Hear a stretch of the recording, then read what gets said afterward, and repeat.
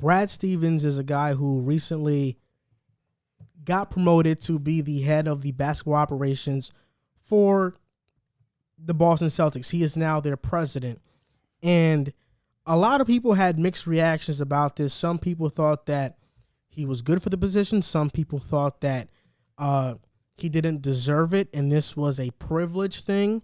But in your opinion, do you believe that Brad Stevens did or did not deserve his promotion to be the head of basketball operations for the Boston Celtics? Well, first of all, I've seen a lot of people say he failed. I don't think he failed. I've seen a lot of people say he underachieved. In my opinion, I don't think he underachieved. I think he just didn't win a championship, and it's already hard enough to win a championship. I think this team has made 3 ECF appearances. Yeah. You know, they've lost them all, granted.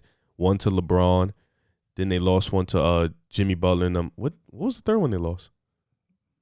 Might have just been 2. Cavs. I said that one, LeBron. No, but one of them was with Isaiah Thomas. Okay. So Brad was there. They lost LeBron too, Thomas. Okay, so yeah, they made 3, and they've had some second round exits, some first round exits, but I think this year they was one of those teams that fell victim to the pandemic and not having enough training time and a lot of injuries to the team, especially to Jaylen Brown. Granted, they fell into Brooklyn. A lot of teams can't beat Brooklyn, so I think Brad Stevens is a great coach. And to your point, I think JT and JB love him.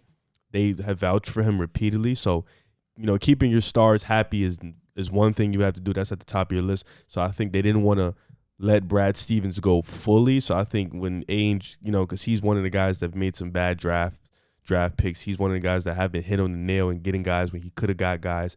So I think keeping Brad Stevens in the Boston Celtics front office is good because it keeps JB and JT happy, who are your best players at the moment. And I think he deserved it. I think he has a knack for getting guys. We forgot he was a head coach in college, and you have to recruit, and he has a knack for doing that, and he has a knack for coaching. So I think keeping the front office, keeping it close and keeping it family oriented is going to be good for them. So I think he deserved it. I think it was well in their rights to do it, and I think he was the right guy for it, to be honest, because now he can pick the coach.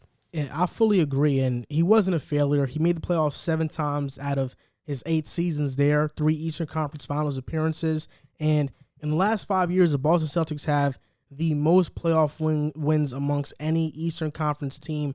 So he definitely didn't fail, and I don't know why that narrative is out there, because if Brad Stevens was a free agent head coach, there would be about 20 teams or more that would be dying for the opportunity to have him coach their team. That's how good of a coach Brad Stevens is. My knock on him has been managing egos. That's what my knock on him has been. But if we're talking about the X's and O's of the game, he is top 5 in that department. At least. And when we talk about being the president of basketball operations, finding talent, scouting, making these personnel decisions, X's and O's is the most important thing in that. I think coaching is more about ego management when you have stars. But being at the head, being in that president position, it's about knowing the game and putting together a roster that's going to fit around the current players that you have. And I think now Brad Stevens can do that better. And you mentioned something good. Jason Tatum and Jaylen Brown love him. And because Brad Stevens knows this Boston Celtics team, he knows what he needs to do to fix this team, to surround Tatum and Brown with the best team possible to go moving forward. So I think he deserved this position. I think he's going to excel in this. At least I hope so. And I don't get the backlash that Brad Stevens has been getting.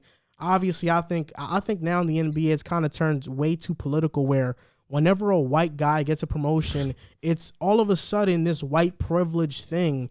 And then if a black coach or a black guy doesn't get offered the job, it's all of a sudden something racist, which I don't agree with at all. Some things have nothing to do with race.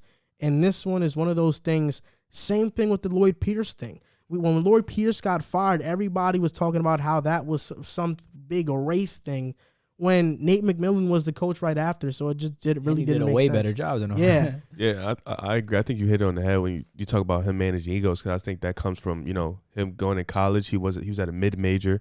And, him walking in, he didn't really, aside from IT, he kind of grew with Jason Tatum and Jaylen Brown. He had young guys, rookies, Terry Rozier. So it kind of like he's not used to managing egos because he never really had any type of egos. Even with IT, he was a star, but he didn't. IT is not a guy who has an ego. So like you said, Exton knows he's one of the best in the game at that alone. You know, he knows what to do. He knows what to revolve this team around. And I think people need to really budge on Danny Ainge, you know, for a lot of the draft picks he's made, you know, picking Grant Williams and guys who really aren't that good, and then having all this draft capital and still not being able to capitalize and bring a star, you know, having that trade exception that we were talking about he could have used earlier on in the season to bring a big in, and he just sat on it all year. So I think Boston, and I've said this before, Boston should be, or their peak should be right where Philly, Milwaukee, and Brooklyn be. Obviously, Brooklyn being number one, but I think Boston should be in that conversation because they are that talented. They just, you know, coaching. I don't know if it's coaching, chemistry, team construction. You know, they were just there last year. So same team walking in this year. I don't know what happened, but I think they have the talent to get back to that. They just need to make a few tweaks and a few bit changes to get there. I mean, I think you guys, you know, pretty much articulated everything really well. I do think Brad Stevens, I don't think this had to do anything with race. I just think this had to do with the product of his work. I mean, he's taken teams with rookies to the Eastern Conference Finals, and nobody expected that. He battled with LeBron, who went to the finals, took him 7 games. I think there was maybe only 1 year where he underachieved, and that was the This year. past year, honestly. This past year, you could say, and honestly, maybe the one with Kyrie Irving, because They lost to the Bucks in the they second lost to the round. Bucks. They lost in 5. I mean, that was Kyrie got he did. It was a slight blemish, but other than that, I mean, like you guys said, he's been to 3 ECFs, has the most playoff wins in the East. I mean, shoot, I know there's franchises that are worse than that. Like a franchise like Minnesota would dream to have those results. without a doubt. But I think the destination in which he coached in and how passionate those fans is making it seem like he underachieved when in reality he didn't. I mean, he had a big hand in drafting Jason Tatum, Jaylen Brown, developing them, and then he had it's tough like on the fly to go from Kyrie Irving, who a lot of people view as a locker room cancer. I mean, I don't see that in Brooklyn. I just think he wasn't happy over there, but it's hard to go from that or letting go of Isaiah Thomas first, then going to that, then going to Kemba Walker. It's like it's more Danny Ainge. This team was never really constructed that well to succeed. That's why I say maybe only 1 year with the Kyrie Irving when they lost in the second round. But, I mean, if you watch basketball, you know his track record. He's a great coach. Almost any team would want him as their head coach. He's a great coach, great X's and O's guy. And look at his resume, what he's done with Boston. I mean, 3 ECFs. I mean, he never got it done, but I could argue that he wasn't really the favorite in any of those series to go to the finals or at least make it that far. So that within itself, it's just it warrants him to have another chance. And people forget that those early Boston Celtics teams were not supposed to even make the playoffs. Brad Stevens was supposed to be a part of a full rebuild in Boston. Yeah. Yes. And they exceeded expectations every single year until they got Tatum and Brown and some really great star power in IT had that great year, phenomenal year. I watched the other night where he dropped 53 the day after his sister passed away. He gave John Wall 50 buckets? Yeah, and I shed a tear after that because that was just a magical performance, I think. One of the greatest I've seen in my lifetime. Great playoff honestly. performance. It was one of the greatest I've ever seen. And Brad Stevens, like you mentioned, he wasn't favored in any season, I believe, to go to the finals. Maybe one, the year the Celtics had an absurd amount of talent. But people also forget that Kyrie got hurt that year. drafting Tatum was not a given. They were supposed to draft Markelle Fultz. In fact, everybody thought Markelle Fultz was a consensus number 1 pick, and they were the ones that traded back and said, we're going to take Tatum at 3, and he's been the best player in that draft so far. I mean, something that I feel like he also doesn't, I mean, he should get credit more for is the Jaylen Brown improvement. I mean, I remember that at one point, Jaylen Brown was kind of so down bad that Boston Celtics fans were kind of questioning if that was even a good pick. I know 1 year he had a very bad year statistically. After he got his contract extension, fans on Twitter thought it was the worst contract in the league. Two questions to both of you, because I like you said. Before I ask 2 questions, it was 1 question. I'm bugging. I want to also like you said, bring up the fact that when Kyrie left Boston after he was telling them that he was going to stay, how they rebuilded. Brad Stevens rebuilded back, got Kemba, and made an ECF run. That was right with after Kemba that. playing back. That was right after. So he's a great coach. Question, because this is I've seen a lot of this on Twitter. Like, this is referring to Boston. Is Jason Tatum a top 10 player in the NBA? He's not. No, I say he's top 15. Top 15? Yeah.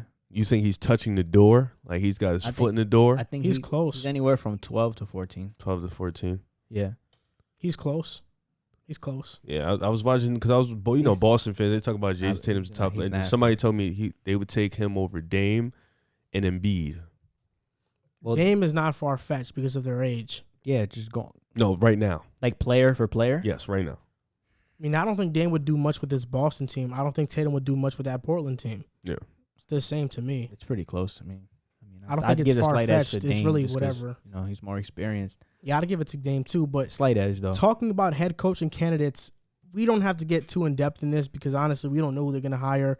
But the reason why I like Brad Stevens staying on the Celtics management or whatever he's doing, president of basketball operations, is because, one, why wouldn't you give that title to somebody you already trust, which is Brad Stevens? Second, he knows exactly the right coach this Celtics team needs. He knows who they need to hire.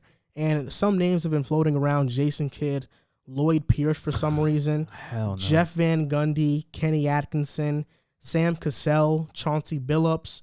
And then you have some other like wild cards like David Vanderpool, who developed McCollum and Lillard, and Becky Hammond, who's in San Antonio. I think two people popped on my head when you said those names: Jason Kidd and Chauncey Billups.